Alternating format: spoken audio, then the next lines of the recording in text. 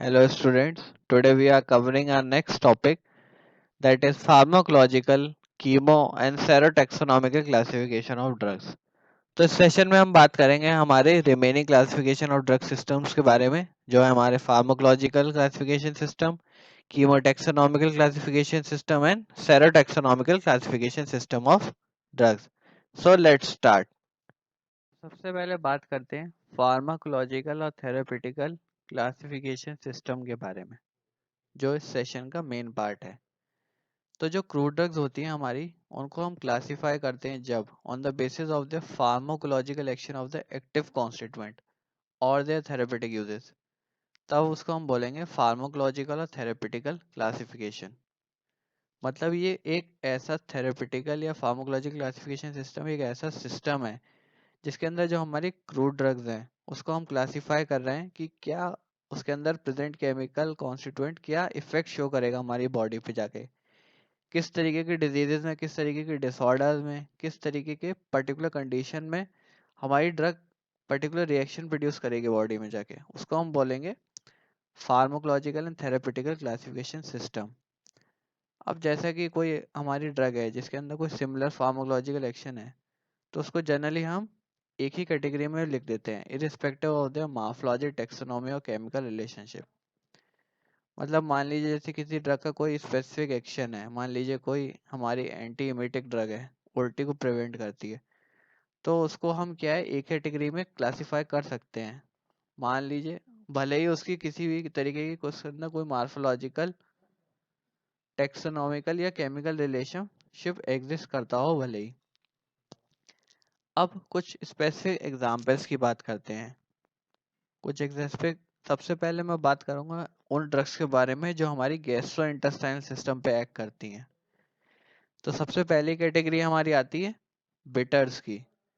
Biters में हमारी drugs आ गए कोएसिया, सिंकोना, जेंटियन. बिटर्स हमारी क्या है अलग अलग तरीके से यूज किए जाते हैं. कुछ स्पेसिफिक हमारे प्रोवोकिंग्स होते हैं जो स्टिमुलेंट्स की तरह काम करते हैं, हमारे एपेटाइजर्स की तरह काम करते हैं, एपेटाइट इम्प्रूव करते हैं. सेकंड इस कैटेगरी में हमारे आती हैं कार्मिनेटिव्स. कार्मिनेटिव्स में आपके आ गए डिल, मेंथा, कार्डेमम. कार्मिनेटिव्स हमारी वो ड्रग्स होती हैं जो गैसेस एक्सपल्जन या कॉन्स्टिपेशन की कैटेगरी में यूज की जाती हैं, उन्हें हम कार्मिनेटिव्स बोलते हैं. थर्ड हमारी आती है इमेटिक्स. इमेटिक्स में आपका आता है इपिक्वा. इमेटिक्स का मतलब हो गया जो उल्टी कराई जाती है, पॉइजन वगैरह के केस में हम दे सकते हैं जब उल्टी कराने हमें पर्पस हमारा किसी पेशेंट के लिए. फोर्थ हमारी आती है एंटी अमीबिक्स. ये अमीबा को किल करने के लिए होती है, लाइक कर्ची और एपिक्वा. फिर बल्क लैक्सेटिव्स भी गैस्ट्रोइंटेस्टाइनल सिस्टम पे हमारे काम करते हैं, जैसे अगार, बनाना, ये सब गुल. ये हमारे लैक्सेटिव्स हैं, स्टूल सॉफ्टनर्स की तरह यूज किए जाते हैं. फिर लास्ट इसी कैटेगरी में हमारे आते हैं पेप्टिक अल्सर ट्रीटमेंट में, जिसमें हमारे लेकोराइस आ गया, रॉ बनाना है, ग्लिसराइजिक एसिड है जो हमारा लेकोराइस में पाया जाता है. अब बात करते हैं सेकंड कैटेगरी की. तो सेकंड कैटेगरी ऑफ ड्रग्स है हमारी जो हमारे रेस्पिरेटरी सिस्टम पे काम करती हैं. सबसे पहली है हमारी एक्सपेक्टोरेंट्स. एक्सपेक्टोरेंट्स एक हमारी बहुत ही इंपॉर्टेंट कैटेगरी की ड्रग्स हैं. एक्सपेक्टोरेंट का मतलब हो गया ये हमारे कफ वगैरह के एक्सपल्शंस के लिए काम करती है, जैसे लिकोराइस, वसाकालिस. सेकंड हमारी आ गई एंटी एक्सपेक्टोरेंट्स जो हमारी कफ वगैरह की कंडीशन में ही यूज होती हैं, जैसे stramonium leaves. Antitussives bronchodilators. Antitussives में आपके आ गए कोडीन, नॉस्कपिन, जो बहुत ही कॉमन ड्रग्स हैं हमारी. ब्रोंको डायलेटर्स जहाँ पे हमारे ब्रोंक्यूल में किसी तरीके का कंस्ट्रक्शन हो गया, किसी तरीके का ऑब्स्ट्रक्शन होता है हमारे एयरवेज में, उनको डायलेट करने का मतलब उनके वेसल्स को डायलेट करके क्लियर आउट करने का पैसेज का काम करती है, जैसे एफेड्रा है, थियोफाइलिन है. ये सारी हमारी ड्रग्स हैं. अब हमारी थर्ड कैटेगरी ऑफ ड्रग है drug acting on autonomic system. जैसे एंटी एडिनर्जिक्स हैं हमारी, कोलिनर्जिक्स हैं, फिर एंटी कोलिनर्जिक ड्रग्स हैं. ये हमारी सारी ड्रग्स हमारी क्या है काम करती हैं हमारे एएनएस पे, हमारे ऑटोनॉमिक सिस्टम पे. फिर हमारी आती है fifth category drugs acting on central nervous system. तो सेंट्रल नर्वस सिस्टम में हमारे आते हैं सेंट्रल एनाल्जेसिक्स, जिसमें हमारी प्राइम ड्रग होती है ओपियम या मॉर्फिन. एनाल्जेसिक्स का मतलब हो गया वो सारी ड्रग्स जो हमारी पेन किलिंग में काम करती हैं. उनको हम बोलते हैं एनाल्जेसिक्स, और इसकी प्राइम ड्रग है हमारी ओपियम, जिससे हमें मॉर्फिन मिलती है। सेकंड हमारे आते हैं सीएनएस स्टिमुलेंट्स। सीएनएस स्टिमुलेंट्स क्या में आती है आपकी कॉफ़ी, जिसके अंदर कैफीन पाया जाता है। ये हमारे सीएनएस को स्टिमुलेट करते हैं। जैसे कि आपने देखा ही होगा, कॉफ़ी पीने के बाद हमें थोड़ा सा रिफ्रेशिंग सा फील होता है, वो कैफीन की वजह से ही होता है। फिर हमारी फोर्थ कैटेगरी आती है सीएनएस डिप्रेसेंट्स, जो हमारे सीएनएस को डिप्रेस करते हैं, यानी सेंट्रल नर्वस सिस्टम को रिलैक्स करते हैं। जैसे हमारे आगे बेलाडोना, ओपियम, ये सारी हमारी इसी कैटेगरी ड्रग हैं। फिर हमारी एनालेप्टिक्स होती हैं, जो हमारी रिस्टोर करती हैं पर्सन्स की हेल्थ और स्ट्रेंथ को। रिस्टोरेट्स भी बोलते हैं जिन्हें हम, जैसे आइलोबेलिया हो गया, कैम्फर हो गया, नक्स वोमिका हो गया। फिर इसी में हमारे एक आते हैं हेलुसिनोजिक्स। हेलुसिनोजेंस क्या करते हैं, ये हमारे हेलुसिनेशन प्रोड्यूस करते हैं। हेलुसिनेशन का सिंपल सा मतलब हो गया ड्रीम लाइक स्टेट प्रोड्यूस करते हैं। कंप्लीटली जो चीज़ है ही नहीं रियलिटी में, वो सब चीज़ें हमें महसूस होने लगती है, जैसे कैनाबिस, पोपी, लैटेक्स। फिर हमारे आती हैं एंटी स्पास्मोडिक्स। स्पाज्म, मरोड़ को जो रिमूव करती है हमारी ड्रग्स, उसको हम बोलते हैं एंटी स्पाज्मोडिक्स। जैसे स्मॉल मसल रिलैक्सेंट्स है हमारी, स्केलेटल मसल रिलैक्सेंट्स है, इसमें हमारी ओपियम हो गई, धतूरा हो गई, हाइसैमस हो गई। फिर हमारी आती है anti cancer drugs. Anti cancer drugs में जैसे कि मैं स्टार्टिंग से बताता चला आ रहा आपको, विनका बहुत ही प्राइम ड्रग है, पोडोफाइलम, टेक्सस, कैम्फोथिएसी, ये सारी हमारी एंटी कैंसर ड्रग्स हैं। फिर नेक्स्ट कैटेगरी ऑफ ड्रग्स हमारी आती है एंटी रोमैटिक, जो रोमैटिज्म को रिमूव करती है। जैसे हमारी एकोनाइट है, कोल्चिकम है, फिर गुग्गल है। ये हमारे रोमैटिक्स की तरह यूज़ की जाती है, यानी रोमैटिक अर्थराइटिस में, ये हमारी जॉइंट्स पेन वगैरह में यूज़ की जाती है। फिर हमारी आती है एंथलमिंथिक्स। एंथलमिंथिक्स में आपके आगे कॉसिया, मेल फन, विडैंग, ये हमारी हेलमिंथीज, यानी हेलमिंथीज को किल करते हैं, हमारे इंटेस्टाइन में पाए जाने वाले वॉर्म्स को किल करते हैं। फिर हमारी 10th कैटेगरी हो गई इम्यूनो मॉड्यूलेटर, जो हमारे इम्यून सिस्टम को स्ट्रेंथ देते हैं, मॉड्यूलेट करते हैं, जैसे अश्वगंधा, तुलसी, जिनसेंग। फिर 11th हमारा आ गया drug acting on skin and mucous membrane, जिसमें हमारे आ गए wool fat, beeswax, sesame oil, balsam of tolu, balsam of Peru. ये सारे हमारे स्किन रिलेटेड और म्यूकस मेम्ब्रेन से रिलेटेड जितने भी डिजीज या डिसऑर्डर्स हैं, उन सबको रिमूव करने का काम करते हैं। फिर 12th हमारा आ गया एस्ट्रेंजेंट्स। एस्ट्रेंजेंट भी हमारी एक बहुत इंपॉर्टेंट कैटेगरी की ड्रग है, जो कंस्ट्रिक्शंस का काम करते हैं, जैसे मायरोबलान है, ब्लैक कटैचू है। फिर हमारी आती है एंटी मलेरियल ड्रग, जो मलेरिया को प्रिवेंट करती हैं, जैसे सिंकोना हो गया, आर्टिमीसिया हो गया। फिर 14th हमारी आ गई इम्यूनाइजिंग एजेंट्स, जैसे कि वैक्सीन, सेरा, टॉक्सॉइड्स, एंटीटॉक्सिन्स, जिसमें हमारा क्या है, या तो किल्ड वैक्सीन होंगी या लाइव वैक्सीन हो सकती हैं। फिर हमारी आती है ड्रग एक्टिंग इन केमोथेरेपेटिकली, जैसे हमारी एंटीबायोटिक्स हो गई, जो हमारे माइक्रो ऑर्गेनिज्म बैक्टीरियाज को किल की जाती हैं। बैक्टीरियोसाइटिक स्पेस में आती हैं और बैक्टीरियोसाइडल्स भी। बैक्टीरियोसाइटिक्स आपकी हो गई, जैसे कि आपकी जो बैक्टीरिया को किल करती हैं वो साइटिक्स हो गई, मतलब उनकी ग्रोथ को इनहिबिट कर रही है। और साइडल का मतलब हो गया बैक्टीरिया को किल करने वाली। लास्ट हमारी आती है लोकल एनेस्थेटिक्स। लोकल एनेस्थेटिक्स एक हमारी ऐसी ड्रग्स हो गई जो हमारी एनेस्थीसिया की तरह काम करती हैं, ऑपरेशन वगैरह में काम किया जाता है, तो इनको हम बोलते हैं लोकल एनेस्थेटिक। मतलब ये लोकली किसी स्पेसिफिक पार्ट पे यूज़ की जाती है, तब हम इसको बोलते हैं लोकल एनेस्थेटिक्स। बात करते हैं मेरिट्स और डिमेरिट्स के बारे में। जैसे कि हमने पीछे भी स्टडी किया, हमारा फार्माकोलॉजिकल क्लासिफिकेशन सिस्टम किस तरीके से हमारी थेरेपेटिक एक्टिविटी शो करता है हमारी पर्टिकुलर ड्रग्स की। तो जाहिर सी बात है, सिस्टम के भी कुछ अपने एडवांटेजेस होंगे और कुछ डिसएडवांटेजेस होंगे। सबसे पहले हम बात करते हैं एडवांटेजेस के बारे में। एडवांटेजेस सबसे पहले फार्माकोलॉजिकल सिस्टम का ये है कि this classification system aids in recommending substitutes of an unavailable drug. अब जैसे मान लीजिए किसी पेशेंट को किसी स्पेसिफिक ड्रग की आवश्यकता है, जैसे बहुत कॉमन सा एग्जांपल मैं ले लेता हूँ कार्डियोटॉनिक का। कार्डियोटॉनिक्स में हमारी बहुत सारी ड्रग्स आ गई, जैसे डेटाइलस, स्क्विल, स्ट्रोफेंथस। अब मान लीजिए किसी पर्टिकुलर पेशेंट वो ऐसी जगह पे रहता है जहाँ पे स्क्विल अवेलेबल नहीं है, तो वहाँ पे हम क्या उसका सब्स्टिट्यूट डिजिटालिस यूज़ कर सकते हैं। जो उसके हार्ट की कॉन्ट्रेक्टाइल प्रॉपर्टी को इम्प्रूव करेगा, मतलब कॉन्ट्रैक्शंस को इम्प्रूव करता है, जिसकी वजह से हार्ट की एक्टिविटी वापस से रीस्टोर हो जाती है। जो वीकेंड हार्ट मसल्स हो चुकी हैं हमारी, वो धीरे धीरे क्या है, रीस्टोर होने लगेंगी। और ये किसकी वजह से पॉसिबल हुआ? ये फार्माकोलॉजिकल क्लासिफिकेशन सिस्टम की वजह से पॉसिबल होता है। क्योंकि इस सिस्टम में क्या है, पर्टिकुलर एक कैटेगरी के अंदर बहुत सारी ड्रग्स दी गई हैं, जिसकी वजह से हम क्या है, अपनी अवेलेबिलिटी के हिसाब से उस पर्टिकुलर कैटेगरी की कोई भी स्पेसिफिक ड्रग हम अपने डिजीज डिसऑर्डर में इजीली यूज कर सकते हैं। तो ये सबसे बड़ा एडवांटेज है इस फार्माकोलॉजिकल क्लासिफिकेशन सिस्टम का। अब बात करते हैं डिसएडवांटेज की। तो जो ड्रग्स हैं, drugs with different actions on the body get classified into many groups, thus creating confusion। अब इस पॉइंट का मतलब यहाँ पे ये है कि जो ड्रग्स हैं वो डिफरेंट एक्शन प्रोड्यूस करती हैं हमारी बॉडी पे। जाहिर सी बात है, क्योंकि उनके अंदर क्या है, डिफरेंट केमिकल्स पाए जाते हैं, जिसकी वजह से क्या है, वो अलग अलग, एक ही ड्रग हमारी अलग अलग कैटेगरीज में लिखी हुई होगी, जिसकी वजह से कंफ्यूजन क्रिएट होता है। अब जैसे फॉर एग्जांपल मान लेते हैं हमारी सिनकोना है। सिनकोना बार्क हमारी क्या है, एंटी मलेरियल ड्रग है, क्योंकि उसके अंदर क्या है, क्यूनिन नाम का केमिकल कॉन्स्टिट्यूएंट पाया जाता है।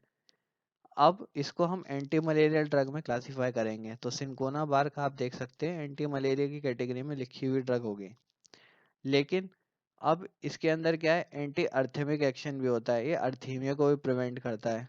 अर्थीमिया का मतलब हो गया over activity of heart impulses, मतलब हार्ट के अंदर बहुत ज़्यादा इम्पल्सेस आने लगती हैं, उसको अर्थीमिया बोलते हैं। हार्ट की एक्टिविटी या तो बढ़ जाएगी या कम हो जाएगी, तो उसको एंटी अर्थेमिक ड्रग की तरह भी यूज़ किया जाता है। तो जब हम सिनकोना ड्रग को लिखेंगे, तो वो एंटी मलेरियल ड्रग में भी लिखी होगी हमारी, और एक हमारी एंटी अर्थेमिक ड्रग के अंदर भी लिखी हुई होगी।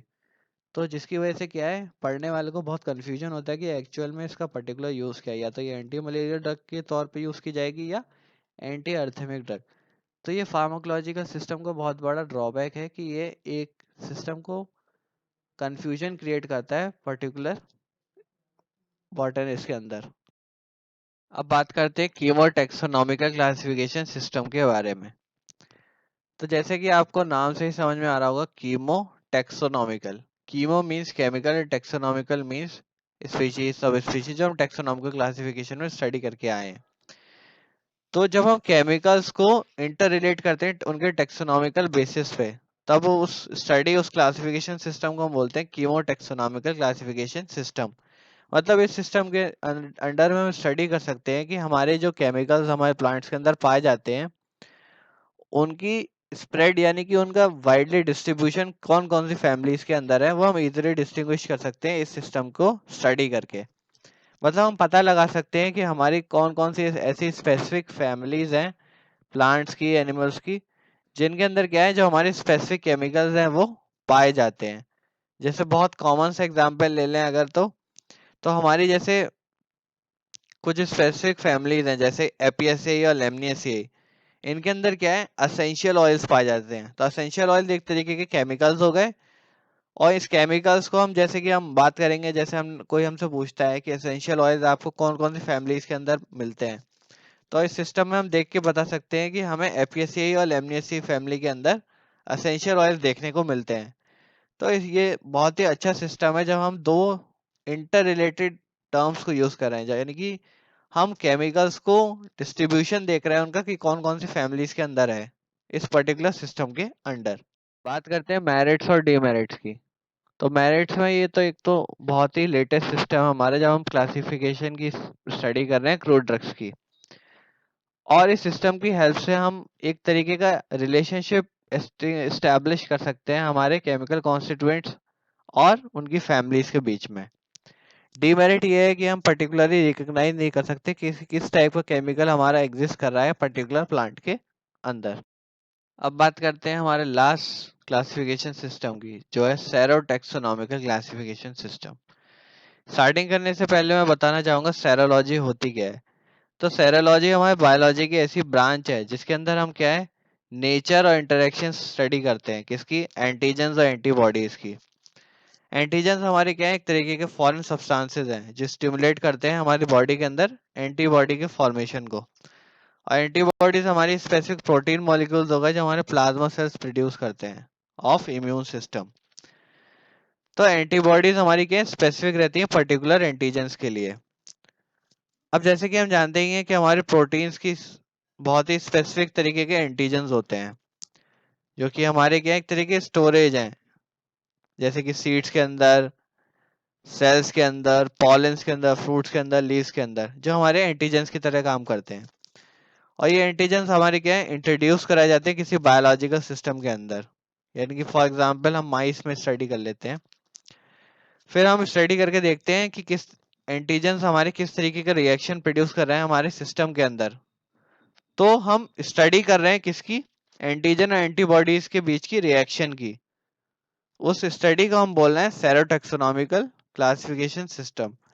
यानी कि हम सेरोलॉजी को इन्वॉल्व करके देख रहे हैं हमारी पर्टिकुलर टेक्सोनॉमी में, टेक्सा में, मतलब किस तरीके की सिमिलैरिटी है, किस तरीके की डिसिमिलैरिटी है हमारी अलग अलग प्लांट की फैमिलीज के अंदर।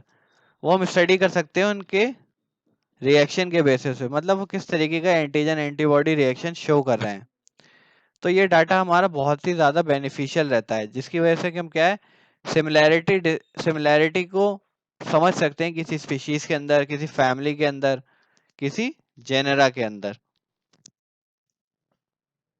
बात करें थोड़ी सी हिस्ट्री के बारे में कि सेरोटैक्सोनॉमिकल क्लासिफिकेशन सिस्टम कहाँ से आइडेंटिफाई हुआ। तो 1902 में नट्टेल नाम के साइंटिस्ट से इन्होंने आइडेंटिफाई किया कि सेरोलॉजी की इंपॉर्टेंस क्या है प्लांट सिस्टमेटिक क्लासिफिकेशन सिस्टम में। तो इन्होंने यहाँ पे एक हमें आइडिया दिया था कि एक सेरोलॉजी किस तरीके से हमारी टेक्सोनॉमी से रिलेटेड है। फिर 1926 में मैज और जीनडेक्स जर्मन पब्लिश स्टोबेनम a family tree of plant relationship based on the serological studies. फिर 1954 में बॉयडन ने प्रूव किया कि Michelia and Magnolia are two genera closely related by serological analysis. यहाँ पे इन्होंने बताया कि किस तरीके से क्या है ये दो प्लांट स्पीशीज आपस में इंटर रिलेटेड है on the basis of the serological analysis, मतलब उनके अंदर पाए जाने वाले एंटीजन एंटीबॉडीज किस तरीके से आपस में रिलेशनशिप रखते हैं। जब हम दो फैमिलीज की बात करें मैकेलिया और मैग्नोलिया की, ये दो जेनरा की स्पीशीज है हमारी। फिर 1971 में क्लॉज ने आइडेंटिफाई किया हमारे डिफरेंट प्रोटीन करेक्टर्स को, और फिर उन्होंने बताया कि एक बहुत सिग्निफिकेंट कंट्रीब्यूशन दिया उन्होंने सेरोलॉजी में ऑफ फैमिली फेबेसिएई। और इस वर्क ने ही बहुत ज़्यादा हेल्प किया हमें सेलेक्ट करने में एक desirable protein in the plant breeding research. Although अभी तक क्या है बहुत सारी रिसर्च की जा चुकी है, बहुत सारे कॉन्ट्रीब्यूशंस किए जा चुके हैं डिफरेंट साइंटिस्ट के द्वारा सेरेटैक्सोनॉमी में, लेकिन ये जो मोड है हमारा प्लांट क्लासिफिकेशन सिस्टम का, ये बहुत ज़्यादा इम्पोर्टेंस में नहीं आ पाया आज की डेट तक। इसका रीज़न यही है क्योंकि प्लांट्स के अंदर कांस्टेंट वेरिएशन हमें देखने को मिलते हैं जब हम सेरोलॉजिकल टेस्ट हम परफॉर्म करें, मतलब सेरोलॉजिकल एनालिसिस में हमें बहुत ज़्यादा चेंजेस देखने को मिलते हैं आज की डेट में। तो जो हमारे टेक्सोनॉमिस्ट हैं वो बहुत ज़्यादा अनकन्विंस्ड हैं about the value of serological evidence in the systematics of plant group, मतलब प्लांट ग्रुप्स और सेरोलॉजी के डेटा एनालिसिस में। लेकिन आज भी कुछ केसेस में हम क्या है एक एक्यूरेट सेरोलॉजिकल रिलेशनशिप एग्जिस्ट करती है, जैसे कि हमारे पीछे साइंटिस्ट ने भी आइडेंटिफाई किया था कि एक्चुअल में हाँ एविडेंसेस हैं कि किस तरीके से सेरोलॉजी एक इंटर रिलेशनशिप एग्जिस्ट करती है हमारे दो फैमिलीज के बीच में।